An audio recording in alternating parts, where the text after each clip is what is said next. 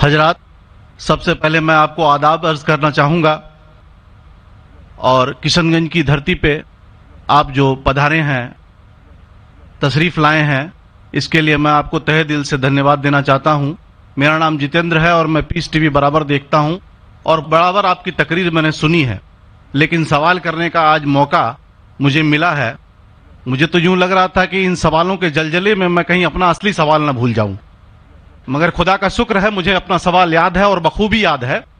میں آپ سے گزارش کروں گا، آپ نے ابھی کئی باتوں میں ہندو اور مسلمان کو ایک کرنے کی کوشش کی، میں اسے بہت اچھی بات کہوں گا، بہت میں سراہوں گا اس بات کو، لیکن میرا ایک سوال ہے، ذہنی سوال ہے یہ کہ میں جین ہوں، ویسے broadly we are Hindu, so there is a question کہ ہم ہندوؤں میں کسی کو پریشان کرنا یا کسی کی ہتیا کرنا غلط کہا گیا ہے، یہ مذہب اس کی اجازت نہیں دیتا، اور جہاں تک اسلام سے میرا تعلق ہے اور اسلام کی مجھے جو تعلیم ہے اور جانکاری ہے، ان کے انسار بے گناہوں کا قتل اسلام میں بھی ورجت ہے۔ اسلام کہیں بھی کسی بھی صورت میں بے گناہوں کو قتل کرنے کی اجازت نہیں دیتا۔ اگر آپ میرے سوال کا بخوبی اور میرے ذہن میں جچنے والا سوال ہے یہ جواب دے دیں تو میں بھی آپ کا مرید بن جاؤں گا، یوں تو مرید ہوں ہی، لیکن پھر مرید بن جاؤں گا کہ انسانوں کو سب سے اونچی شریڑی میں رکھا گیا ہے جہاں تک میں جانتا ہوں۔ اور میں جب قریب اپنے کئی مسلمان انٹلیکچوئلز دوستوں سے سوال کرتا ہوں کہ سب کچھ ملتا ہے مگر آپ بلی کیوں دیتے ہیں، آپ ود کیوں کرتے ہیں، تو انہوں نے کہا کہ یہ چیزیں مسلمانوں کو استعمال کے لیے دی گئی ہے۔ میں اس پہ کلیریفیکیشن چاہوں گا صاحب کا، آپ کا کلیریفیکیشن چاہوں گا، میں اس سوال کا جواب چاہوں گا آپ سے۔ وعلیکم السلام بھائی صاحب، آپ پہ سلامتی ہو۔ ویسے میں سوال کیا ہے کہ وہ پیس ٹی وی ماشاءاللہ کافی وقت سے دیکھ رہے، اور وہ کہتے ہیں کہ ہر مذہب میں کہا گیا ہے کہ قتل کرنا، انسان کی جان لینا غلط ہے، حرام ہے۔ ہندو مذہب میں کہا گیا ہے اور اسلام میں بھی، جیسے ان کی جانکاری صحیح ہے، کہ بے گناہ کا قتل کرنا حرام ہے۔ یہ پوچھتے ہیں کہ بلی کہاں تک صحیح ہے؟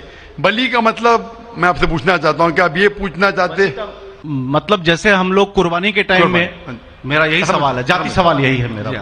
اگر اس سوال کا جواب دیں گے تو میں تو آپ کا مرید ہوں، لیکن پھر سے اور پکا مرید بن جاؤں گا۔ بھائی صاحب نے کہا کہ آپ لوگ قربانی کیوں دیتے ہیں، اور یہ قربانی کا جو سوال ہے کہ ہم عید الاضحیٰ بقر عید میں قربانی کیوں دیتے ہیں، قرآن مجید میں اللہ تعالیٰ فرماتے ہیں سورہ حج میں سورہ نمبر 22 میں کہ نہ ہی گوشت نہ ہی خون اللہ کو جاتا ہے۔ اللہ کو نہ خون کی ضرورت نہ گوشت کی ضرورت۔ یہ قربانی کے وقت اللہ کو خون نہیں جاتا نہ گوشت جاتا ہے، لیکن تقویٰ، آپ کی پائٹی، آپ کی پرہیزگاری اللہ کو پسند ہے۔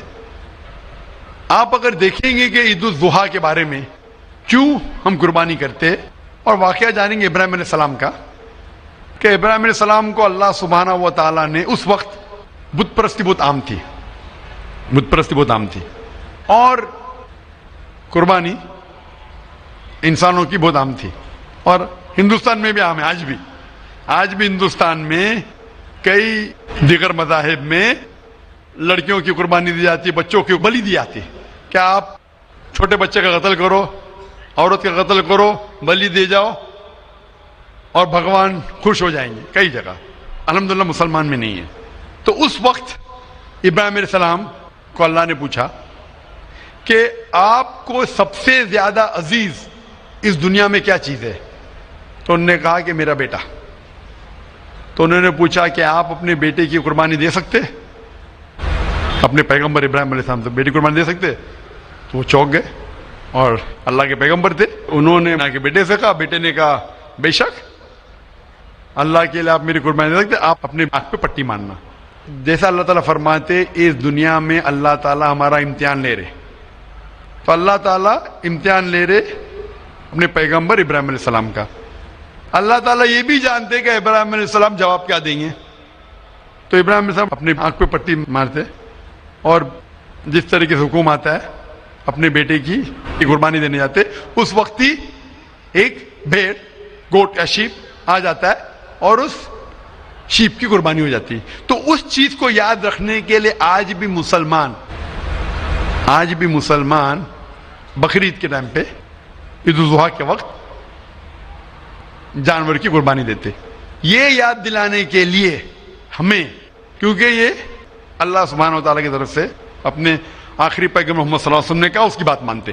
لیکن اگر میں سوچوں دماغ سے کیوں، تو یہ سوچ سکتا ہوں کہ یہ ہمیں یاد دلانے کے لیے کیا اللہ کو انسان کی قربانی کی ضرورت نہیں، انسان کی جان لینے کی ضرورت نہیں.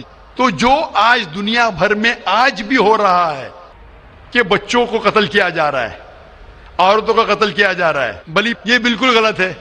اور دونوں میں آپ دیکھیں گے فرق. اگر کوئی دوسرے مذہب میں، ہندو مذہب لو یا دیگر مذہب لو، اگر کوئی جانور کی بلی چڑھائی جاتی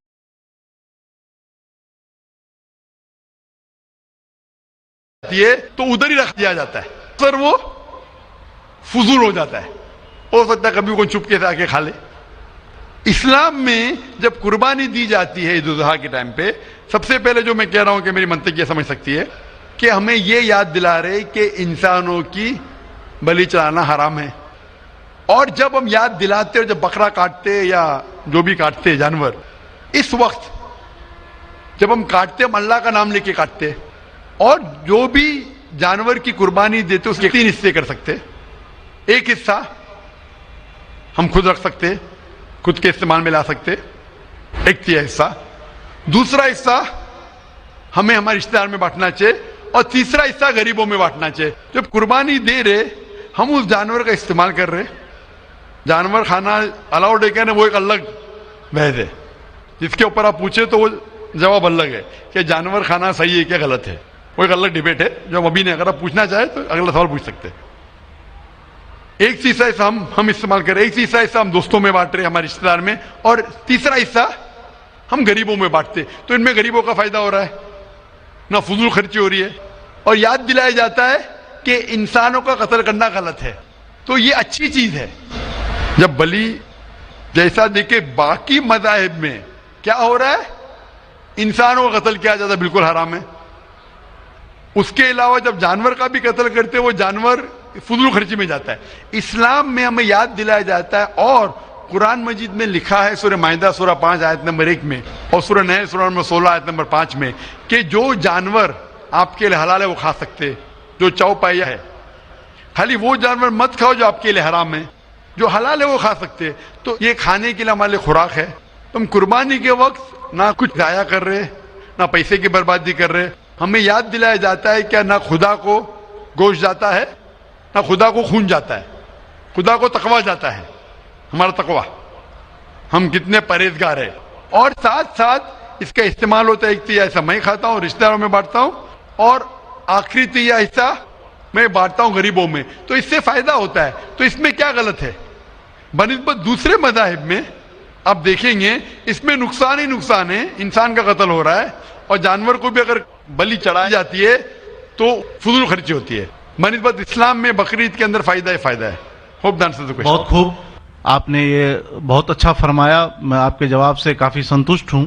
اور جاتے جاتے ایک آخری سوال کرنا چاہوں گا کہ اہنسا کو اسلام کس نظریے سے دیکھتا ہے؟ اہنسا کو اسلام کس نظریے سے دیکھتا ہے؟ میں صاحب کا آخری سوال ہے کہ اہنسا کو اسلام کس نظریے سے دیکھتا ہے؟ عام طور پہ ہمسا حرام ہے.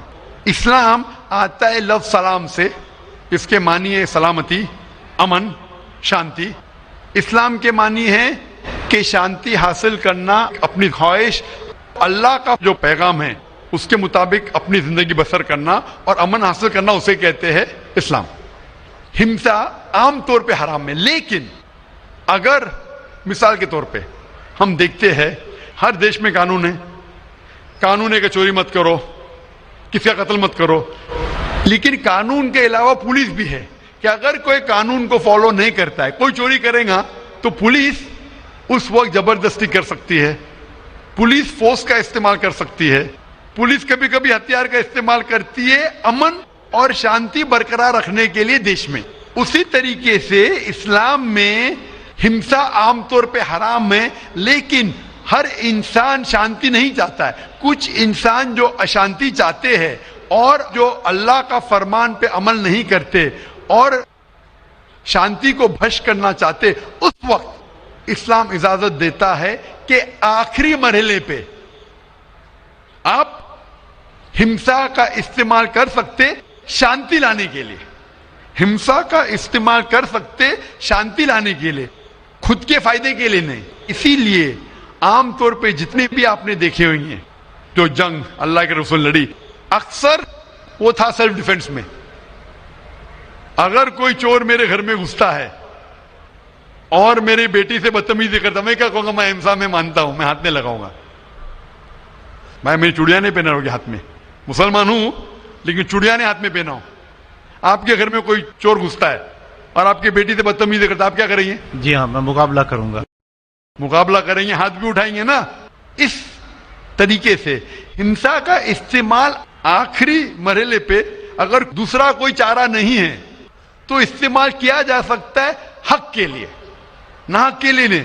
دوسرے کو تکلیف پہنچانے کے لیے غلط ہے، دوسرے کا مال ہڑپ کرنے کے لیے حرام ہے، لیکن خود کے بچاؤ کے لیے یا امن حاصل کرنے کے لیے ہمسا کا استعمال کیا جا سکتا ہے۔ لیکن اصل میں اسلام آتا ہے لفظ سلام سے، جس کے معنی ہے سلامتی، امن، تاکہ دنیا میں سلامتی پہنچے۔ بہت خوب، بہت اچھا لگا آپ کو سن کے۔ پھر ایک بار میں اب تہ دل سے آپ کا شکریہ ادا کرنا چاہوں گا۔ چاہتا ہوں کہ آپ خدا حافظ۔ ایک خدا میں مانتے؟ میں ایک دم ایک خدا کو نہیں، میں اپنے اندر میں بیٹھے برہم کو مانتا ہوں۔ میری اپنی الگ سوچ ہے، میں کسی مندر میں نہیں جاتا ہوں، یہ بات نہیں ہے، جاتا ہوں، لیکن میری اپنے اندر کی آواز ہے کہ انسانوں کی خدمت کرو، انسانوں کی عزت کرو اور بھٹکے ہوئے کو راہ دکھاؤ۔ میرا بھی یہی ہے، اور میں کسی انسان میں، ہندو ہو چاہے مسلمان، میں اس کھلے من سے آغاز کرتا ہوں۔ میں کسی سے بھی بھید بھاؤ نہ آج تک کیا ہے، نہ کبھی زندگی میں کروں گا۔ میرے لیے انسان جو پیدا کیا ہے وہ اوپر والے نے، وہ سبھی ایک ہیں اور ایک رہیں آپ نے گے۔ فرمایا کہ انسان کی خدمت کرنا چاہیے، انسان کی مدد کرنا چاہیے، لیکن میں یہ پوچھنا چاہتا ہوں کہ آپ ایک خدا میں مانتے ہیں؟ آپ نے کہا، میں یہ پوچھنا چاہتا ہوں، آپ نے تقریر سنی میری پیس ٹی وی پہ، آپ مانتے ہیں کہ محمد صلی اللہ علیہ وسلم آخری پیغمبر ہے؟